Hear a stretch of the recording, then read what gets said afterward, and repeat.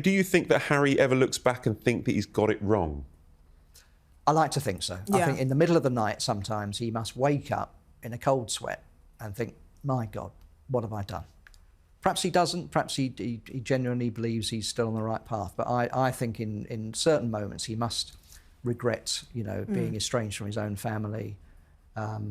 He tells us he's happy in California and he tells us the marriages sound great. I hope it is for them, but there's no reason why he had to go to the extremes that he did, in my opinion. And I think sometimes in the middle of the night, I think, yes, he probably would regret it. Yeah, I think he does, but I just don't think he doesn't care.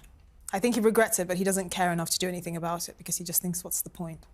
And I don't think if he said to Meghan, let's try and make things right and get back into the fold, I mean, she doesn't make any real efforts to kind of get back in the good graces of her family. Maybe it's not worth it. She's not trying to help him to get back in with his family. Exactly. And he's not helping her to get back in with her family. Exactly. I mean, if I was Harry, who's never met Thomas Markle, you'd think he'd sort of say to, well, let's try and patch this up. I mean, that is an embarrassment. That is shocking. They've never met and he's never met the grandchildren. I just think it's scandalous. And you went on the BBC to whinge about your father not talking to you. What about the grandfather of your children? We know that Harry had fallen out with his brother. That kind of happens in siblings. There's a bit of a rivalry going on there, or that Meghan didn't get on with Catherine. There was a bit of a difference in culture. There was a difference in the way they kind of lived their lives, etc. And we kind of see, OK, they fell out. But falling out with Queen Elizabeth II, I mean, that's pretty bad for Meghan. I mean, imagine if this came out a few years ago. People would have been like, oh, this is a planted story or whatever. But one thing we've noticed is a bit of a thread of commonality. So the whole, with Prince Harry being too in love,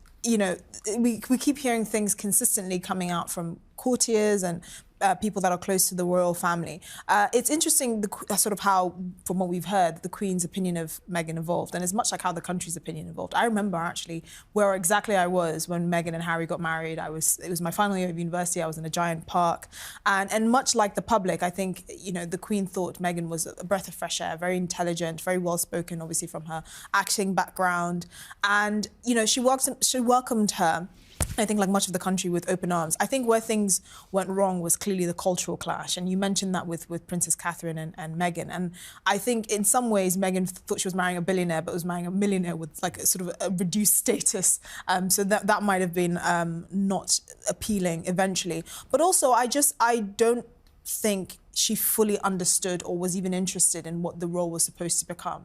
I mean, the idea that, she hadn't earned enough brownie points to actually be able to choose the tour she wanted to go on in the way that she wanted to do, or curate her image in the same way. Most people would just be like, oh, you have to kind of have skin in the game. You have to have, I'm sorry, open schools in Wales on a rainy day for a number of years before you ingratiate yourself and garner that goodwill. But I don't think she had that approach or attitude. And you could say it's very American, very can-do spirit. It wasn't just going to be opening schools, was it? Exactly. It was, the Queen had this role carved out for them. She thought they'd be fantastic as her ambassadors throughout the Commonwealth. And so they were going to go all over the world, and they started off doing that. And she thought they'd be absolutely fantastic. But, sadly, I have to disagree. I just don't think she ever intended to stay in the royal family. I think if she actually understood it, she definitely wouldn't have, yeah. No, so I think right from the start she was possibly planning to leave, I'm afraid, and that's my opinion now. It wasn't at first. I thought, like everyone else, I thought when she first arrived she'd be great, but I think slowly but surely over the years the evidence has mounted that she just didn't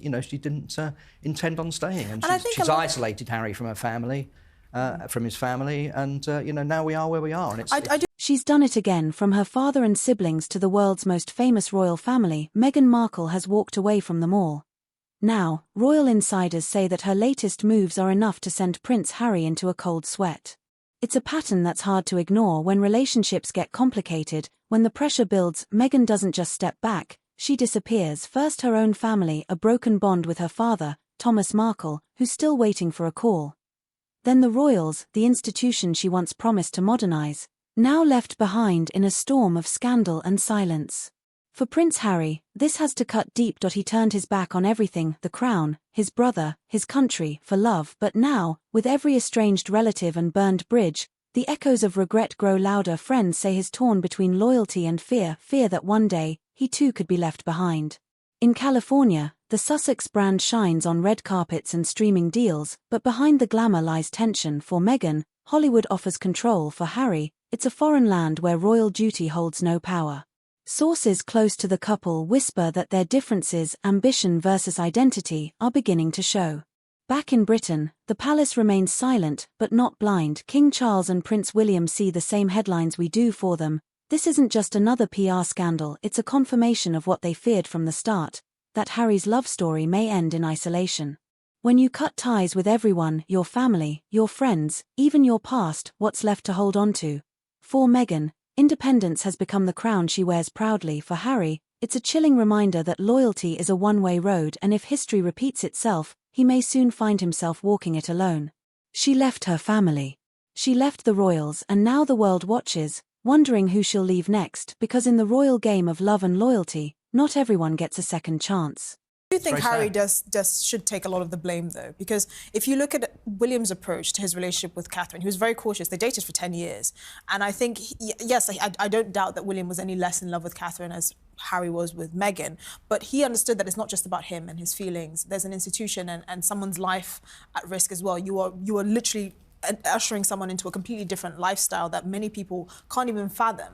And I don't think Harry had that approach. He just thought, here's this beautiful, articulate woman, I'm head over heels in love with her, I'm going to shoehorn her into this institution and it must bend to her will because we have more cachet than they think we do. And that's the fundamental difference. I don't think necessarily she dragged him from the family. I just think Harry was very unwise. He was not a very wise person, and I don't think he chose someone who was culturally a very good fit for the institution. And in Meghan's mind, she probably just thought, actually, this isn't for me. And leaving was not something that was much of a problem for her because I don't think she had that kind of ties to it, emotional connection to the institution in the first place. Well, stick to it for very long, though, did she? Oh, yeah, she did. Yeah, but a year or two after a massive, great wedding that cost us all about £30 million. I mean, I think she could have put in at least 5 years before deciding it wasn't Absolutely not a year, no, not not 18 5 months. years. Not 18 months, you know. Well, I've said this before. I think Harry was very much, he'd lost a couple of partners in the past because I think things had gone wrong, or the press exposure, or the he was pressure. terrified of losing I her. think he was, Yeah, he just wanted to lock her down. Yeah. And we are where we are. I mean, look, at the end of the day, they look like they were making a pretty good go of their marriage because I suppose in their mind, they're kind of trauma bonded. It's like them against the world. Like, everyone wants to see us break up. So, like, they're just making a good go of it. But it's really unfortunate how things panned out. And I think ultimately, Harry was very unwise from the beginning, and he was a bit desperate, need I say. I think he couldn't believe his luck that he's bagged this beautiful American actress. Like, he was just going to do anything to keep her. Going back to the Queen, the comments of the Queen, I mean, she was tough as old boots, the Queen. She's sat down, had, dinners with dictators. She spoke to all sorts of people, had all sorts of undesirables, that she's had to sit down and engage with. It takes a lot to upset her. Why would she have been so upset about Meghan's approach, do you think? She's very, very tough, very pragmatic, but I think deep down she was, she was a grandmother and, she was very, very fond of Harry. I mean, I think they were extremely close and probably the two most popular royals that we had at the time. I just think that she worked her whole life, trying to make sure that the monarchy succeeded after her and the legacy was the most important thing to her, and the Commonwealth, of course, as well. And it must have been absolutely heartbreaking for her to see, A, what was happening with Prince Andrew, and B, what was happening with Harry and Meghan leaving in her final years, and to cope with that as she was, approaching the end and Prince Philip died and all this, happened right at the end of her life, I think must have been absolutely heartbreaking for her. And I think, sadly, that is probably the thing that people won't forgive Harry and Meghan for, making her last years a bit of a misery. Yeah, and I think you mentioned earlier about this news is only coming out now. I mean, these were conversations that happened, 5 or 6 years ago. If this had come out in 2021 or 2022, the Sussexes would have come out and denied it. There would have been a huge storm. Plant. Now we kind of sit back and go, oh, well, yeah, we understand that probably happened. That makes we sense. can believe that story, yeah. But Meghan, on her side of the coin, when she did her Netflix show, for instance, she said, or I think when she spoke to Oprah, is one of the two. I spoke to Oprah or Netflix. She's gone on record and said, I've always got on very well with the Queen. And she references the trip that they shared to Chester, where I think the Queen, the late Queen, put a little rug over her legs when they're a little bit cold. I mean, there was potential there for a bond, but it fell apart quite quickly. Yeah. Fun enough, went up on the Royal Train, didn't they? I think, which we're going to talk about. The Royal Train? Which we're going to talk about in a minute. That's a great segue. So the Royal Train. Now, how do you feel about the Royal Train? Because I've looked at pictures of the Royal Train recently inside. It does look a little bit dated. It is kind of an old train. It's not like the Hogwarts Express or anything like that. It's not something that looks absolutely... It's not the Orient Express or anything like that. It's not that, train of luxury. But they are getting rid of it, and Yes. it's been around for 127 years. Buckingham Palace has said that we cannot afford it anymore. They would have to spend a lot of money in 2027 just to get it back on track, so to speak. Are you sad that this institution has gone? Not really, because I feel like it's kind of in line with where the monarchy is going as well. So we have to remember that it's quite expensive to keep it running. It's kept near Milton Keynes, and every time that they want to use it, it costs a lot of money just to getting on the train tracks. And it costs 1.2 million roughly a year just to keep it running. Exactly. And they used it twice last year, and I think it was about 89,000 that it actually cost just to do these two. And before that, it engagements. was, William and Kate used it, I think, during lockdown as well. Yeah. And I don't think it fits really with the kind of persona that King Charles tries to put out there, especially as a green environmentalist. I mean, he has like green cars, for example, that run on biofuel. And I think this, diesel guzzling giant train that they hardly use, that's not environmentally friendly. I don't think that's the image that he wants to put out of the royal family and of Prince William. Now, I do think it's sad that they're basically going to rely on helicopters. That's right. It's not exactly, a fishing boat. And how much is that going to cost, replacing the helicopters?